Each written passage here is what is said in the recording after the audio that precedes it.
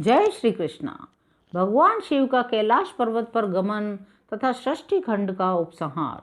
ब्रह्मा जी कहते हैं, नारद मुनि, कुबेर के तपोबल से भगवान शिव का जिस प्रकार पर्वत श्रेष्ठ कैलाश पर शुभागमन हुआ वह प्रसंग सुनो।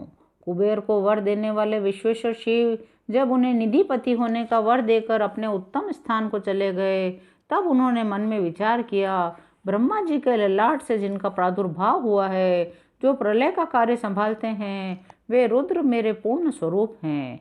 अतः उन्हीं के रूप में मैं गुहकों के निवास स्थान कैलाश पर्वत को जाऊंगा। उन्हीं के रूप में मैं कुबेर का मित्र बनकर उसी पर्वत पर विलास पूर्वक रहूंगा, बड़ा भारी तप करूंगा। शिव की इस इच्छा का चिंतन करके उन रुद्रदेव ने कैलाश जाने के लिए उत्सुक डमरू बजाया। डमरू की वह ध्वनि जो उत्साह बढ़ाने वाली थी, तीनों लोकों में व्याप्त हो गई। उसका विचित्र एवं गंभीर शब्द आह्वान की गति से युक्त था। उस ध्वनि को सुनकर मैं तथा श्री विष्णु आदि सभी देवता, ऋषि, मूर्तिमान, आगम निगम सिद्ध वहां आ गए। देवता असुर भी आ गए। भगवान शिव के समस्त पार्षद, सर्वलोक वंदित महाभाग गणपाल जहाँ कहीं थे वहां से आ गए। इतना कहकर ब्रह्मा जी ने वहां आए हुए गणपालों का परिचय दिया। फिर बोले, वहां असंख्य महाबली गणपाल पधारे। वे सब के सब सहस्त्रों भुजाओं से युक्त थे, मस्तक पर जटाओं का मुकुट धारण किए थे। सभी चंद्रचूड़, नीलकंठ और त्रिलोचन थे।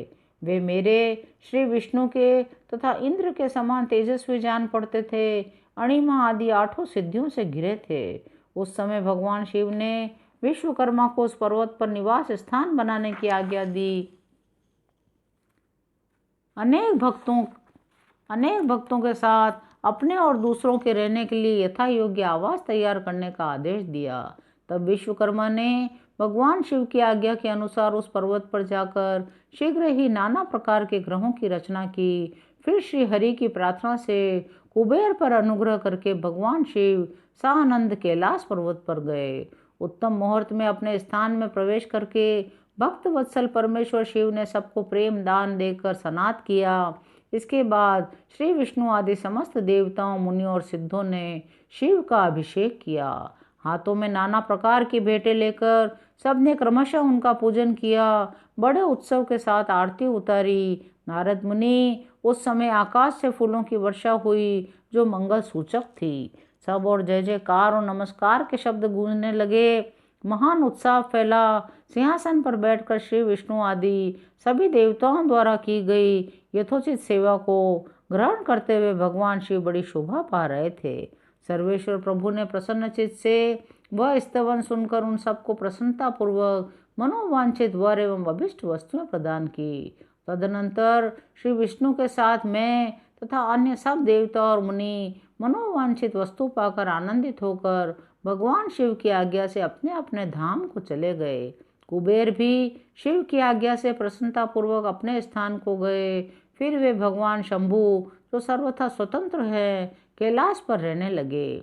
कुछ काल बिना पत्नी के ही बिताकर परमेश्वर शिव ने दक्ष कन्या सती को पत्नी रूप में प्राप्त किया। फिर वे महेश्वर दक्ष कुमारी सती के साथ विहार करने लगे। लोकाचार परायण होकर सुख का अनुभव करने लगे। इस प्रकार मैंने तुमसे रुद्र के अवतार का वर्णन किया है, साथ ही उनके कैलाश पर आगमन, कुबेर के साथ मैत्री का प्रसंग भी सुनाया है। कैलाश के अंतर्गत होने वाली उनकी ज्ञान वर्धनी लीला का भी वर्णन किया है, जो इहलोक और परलोक में सदा संपूर्ण मनोवांछित फलों को देने वाली है।